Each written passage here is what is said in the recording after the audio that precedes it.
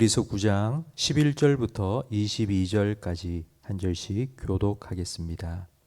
그리스도께서는 장차 좋은 일에 대제사장으로 오사 손으로 짓지 아니한 것 곧 이 창조에 속하지 아니한 더 크고 온전한 장막으로 말미암아 염소와 송아지의 피로 하지 아니하고 오직 자기의 피로 영원한 속죄를 이루사 단번에 성소에 들어가셨느니라. 염소와 황소의 피와 및 암송아지의 죄를 부정한 자에게 뿌려 그 육체를 정결하게 하여 거룩하게 하거든.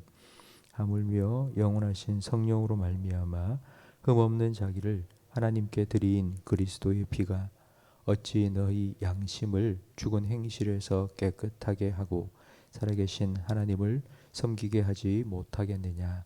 이로 말미암아 그는 새 언약의 중보자시니 이는 첫 언약 때에 범한 죄에서 속량하려고 죽으사 부르심을 입은 자로 하여금 영원한 기업의 약속을 얻게 하려 하심이라. 유언은 유언한 자가 죽어야 되나니 유언은 그 사람이 죽은 후에야 유효한즉 유언한 자가 살아있는 동안에는 효력이 없느니라. 이러므로 첫 언약도 피 없이 세운 것이 아니니 모세가 율법대로 모든 계명을 온 백성에게 말한 후에 송아지와 염소의 피 및 물과 붉은 양털과 우슬초를 취하여 그 두루마리와 온 백성에게 뿌리며 이르되 이는 하나님이 너희에게 명하신 언약의 피라 하고 또한 이와 같이 피를 장막과 섬기는 일에 쓰는 모든 그릇에 뿌렸느니라. 율법을 따라 거의 모든 물건이 피로써 정결하게 되나니 피 흘림이 없은즉 사함이 없느니라. 아멘. 하나님께서는 모세에게 장막 설계도를 주셨습니다. 그 장막 설계도는 하늘 성소의 모형을 본떠 만든 것입니다. 그래서 이 땅의 성소는 모형이고 모델 하우스입니다. 모델 하우스는 누구나 아무 때나 들어가 볼 수 있습니다. 그러나 진짜 집은 아무나 들어갈 수 없습니다. 부동산 구입 계약서에 사인을 하고 집값을 다 지불해야지만이 들어가 살 수 있습니다. 하늘 성소에 들어가기 위해서도 바로 이런 계약서에 사인을 해야 합니다. 그 계약서에 사인을 할 때에 아주 특별한 잉크를 사용해야 되는데 P입니다. 12절 말씀에 보면 지상의 성막에 들어갈 때에는 송아지의 피를 가지고 들어갔습니다. 내 죄를 대신해서 이 송아지가 죽었습니다. 그 증거로 피를 가지고 나왔습니다. 이 피를 보시고 내 죄를 용서하시고 은혜를 베풀어 주십시오 하면서 성막에 들어갔습니다. 그런데 송아지의 피로 사인한 계약서의 유효 기간은 짧습니다. 그 이유가 13절에 나오는데 염소와 황소의 피와 및 암송아지의 죄를 부정한 자에게 뿌려 그 육체를 정결하게 하여 거룩하게 하기 때문입니다. 육체를 정결하게 하는 것, 우리가 어제 씻었다고 오늘 안 씻는 거 아니지 않습니까? 어제 씻어도 오늘 또 씻어야 됩니다. 우리 육신은 계속하여 더러워지기 때문입니다. 똑같은 제사를 반복해서 드려야 하는 이유가 바로 이것 때문입니다. 양을 잡아 그 피를 가지고 성막에 들어가는 옛 언약의 율법은 전세 계약과 같습니다. 전세 계약서에 사인을 한 번 한다고 해서 영원히 살 수 없습니다. 전세 계약은 1년마다 2년마다 계속 반복해서 갱신해야지 살 수 있습니다. 한 번으로 영원히 살 수 있는 것이 아닙니다. 이에 비해 하늘 성소에 들어가는 것은 전세 계약이 아니라 매매 계약입니다. 이 하늘 성소 매매 계약은 예수님의 피로 사인해야만 합니다. 그러면 단 한 번 사인을 해도 그 유효 기간이 영원합니다.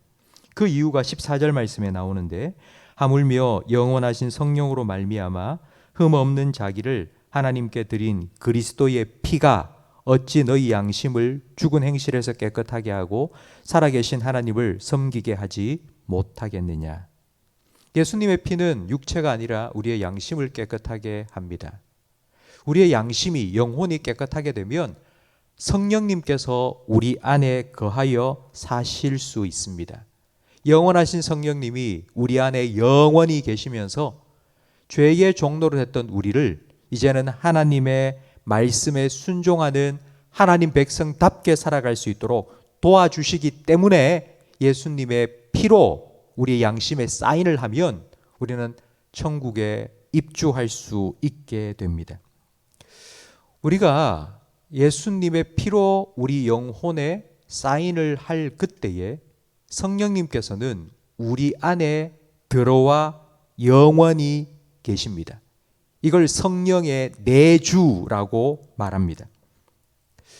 여러분 안에 성령님께서 내주하고 계신다는 가장 확실한 증거는 고린도전서 12장 3절 말씀에 나와 있습니다.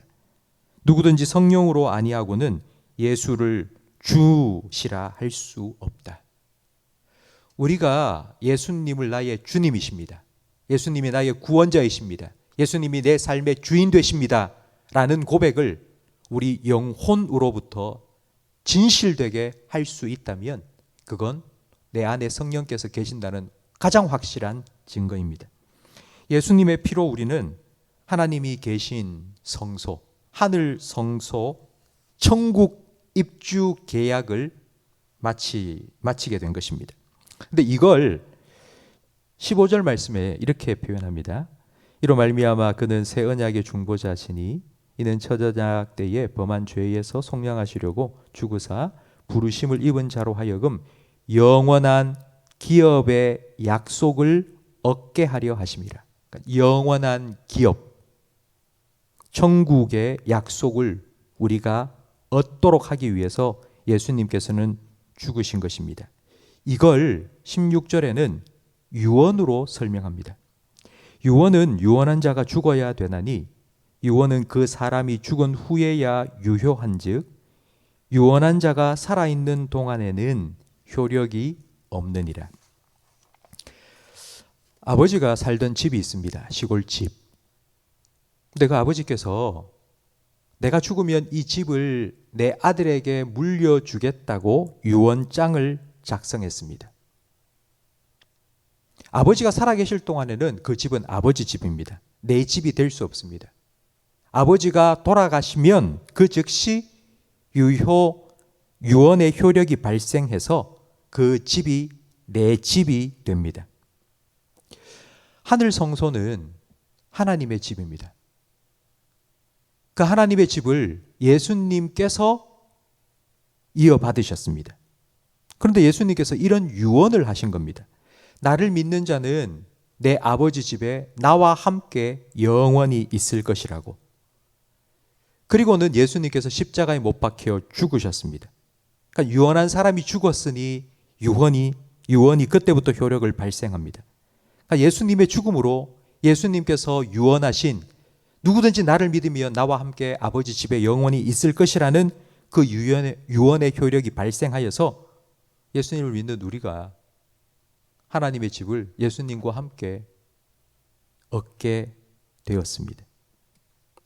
도대체 예수님의 피가 어떤 효력이 있길래, 어떤 능력이 있길래 이와 같은 놀라운 일들이 우리에게 일어난 걸까요? 22절 제일 마지막에 보면 율법을 따라 거의 모든 물건이 피로써 정결하게 되나니 피 흘림이 없은즉 사함이 없다고 말씀합니다. 예수님의 죽음 그리고 예수님의 피 흘리심은 바로 우리의 죄값을 다 지불하신 것입니다. 예수님의 피로 계약서에 사인만 한 것이 아닙니다. 예수님은 실제로 집값까지 다 지불해 주셨습니다. 예수님의 피로 천국 입주 계약서에 사인을 했고 예수님의 죽음으로 하늘 성소 천국 입주가 확정되었습니다. 이제 우리는 언제든지 천국에 입주하면 됩니다. 이 땅을 살다가 주님께서 부르시면 우리는 천국에 입주하면 됩니다. 그런데 거기가 어딘지로 알고 우리가 찾아가겠습니까?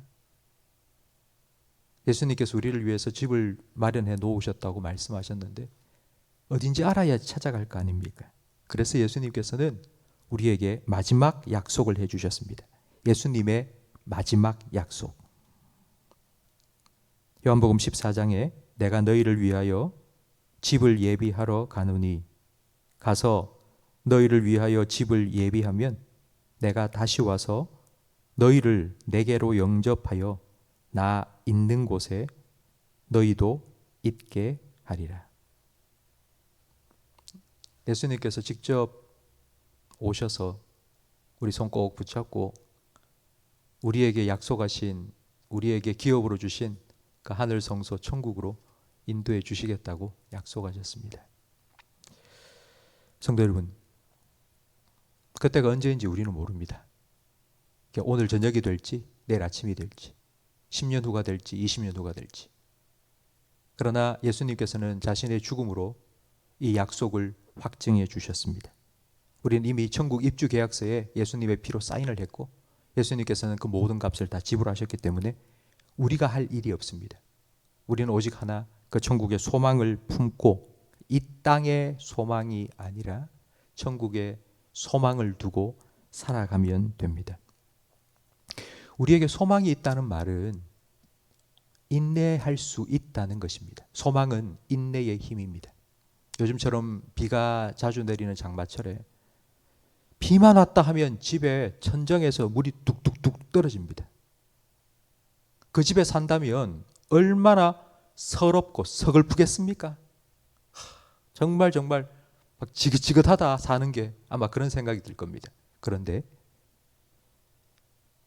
2달 후에, 석 달 후에 새 집 입주를 앞두고 있다고 생각해 보십시오. 2달 후에 새 집으로 들어가 살게 될 거라는 소망을 가진 사람은 천정에서 물이 뚝뚝뚝 떨어져도 그래, 2달만 버티면 돼.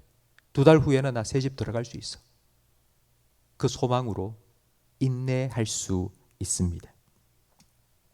우리가 함께 불렀던 찬송가 430장 4절 가사에 보면 옛 선지자 에녹과 같이 주님과 늘 동행하다가 천국에 올라갈 때까지 주님과 함께 가겠다라는 가사가 나옵니다.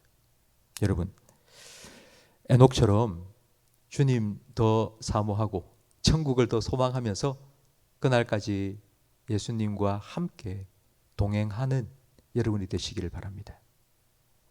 주님과 함께 동행하는 삶을 살아가면 누구나 세상에서 죽음의 문턱을 넘어야 될 때가 옵니다. 근데 어떤 사람은 그 죽음의 문턱을 딱 넘어가는 순간이 너무 힘듭니다. 그 문턱이 너무 높은 것 같습니다. 이 땅에 살아오면서 가지고 막 챙기고 있던 그것들이 너무 무겁기 때문에 도저히 넘어갈 수가 없습니다. 그런데 어떤 사람은 문턱이 너무 낮습니다. 그냥 주님과 함께 이 땅에서 살아오는 그냥 그 걸음 그대로 그 보조에 맞춰서 그냥 쑥 넘어갑니다. 그 순간, 죽음의 문턱을 넘는 그 순간 여러분 힘들지 않게, 정말 우리 참 많은 성도님들께서 그런 기도를 하시더라고요. 나 목사님 기도하고 있는데요, 내가 정말 잠자는 것처럼 그렇게 주님 안에 안겼으면 좋겠다고. 그게 내 기도의 소원이라고. 여러분, 바로 그것이 죽음의 문턱을 가볍게 살짝 넘어가는 것입니다. 그건 주님과 함께 이 땅의 삶을 동행하며 살았기 때문입니다. 천국의 삶이 혹시 낯설고 좀 어색하다, 혹시 이런 생각을 해보셨습니까? 이 땅이 너무 좋아서 막 가기 싫어서 막 이러고 있다가 천국에 들어가니 천국의 삶이 너무 어색한 거예요. 천국이 너무 낯선 거예요. 이런 일이 일어나지 않기를 바랍니다.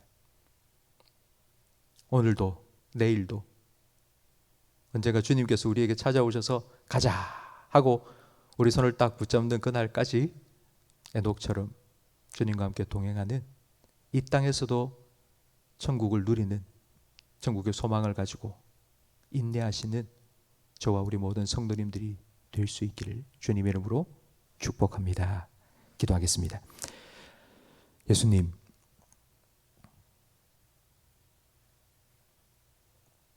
감사합니다. 우리를 위해서 십자가 위에서 피 흘리시고 그 피로 말미암아 천국의 소망을 천국의 입주 계약서에 사인을 해주셔서 천국의 소망을 품고 살아갈 수 있도록 놀라운 은혜를 허락하여 주셔서 감사합니다. 이 땅의 삶에 취하여 살아가며 천국을 잊지 않게 해 주시옵소서. 날마다 날마다 주님께서 우리에게 허락하신 천국의 소망을 품게 하시고 그것으로 우리를 부르시고 인도하시는 예수님 늘 동행하며 살아가는 우리 모든 성도들이 되게 해 주시옵소서. 우리가 불렀던 찬양처럼 그 주님과 함께 오늘도 내일도 한 걸음 한 걸음 주님과 보조를 맞추어서 걸어갈 때에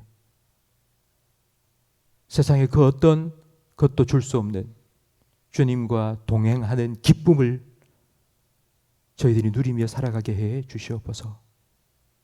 언젠가 주님 마지막 남겨두신 그 약속처럼 우리에게 찾아오셔서 우리의 손을 꼭 붙잡고 나하고 가자. 내가 너를 위하여 준비한 그곳으로 가자. 라고 말씀하실 때에 주님 감사합니다. 기쁨으로 주님과 함께 죽음의 문턱을 넘어 주님이 우리를 위하여 마련하신 그 영원한 하늘 성소로 주님과 함께 들어갈 수 있는 우리 모든 성도들이 되게 해 주시옵소서. 주님 앞에 서서 내 살아온 모든 것이 주님의 은혜였다고, 내가 이 자리에 선 것도 오직 주님의 은혜라고 주님께 영광 돌리며 주님께 감사하며 주님께 찬양을 올려드릴 수 있는 우리들의 삶이 되게 해 주시옵소서. 예수님 이름으로 기도합니다. 아멘.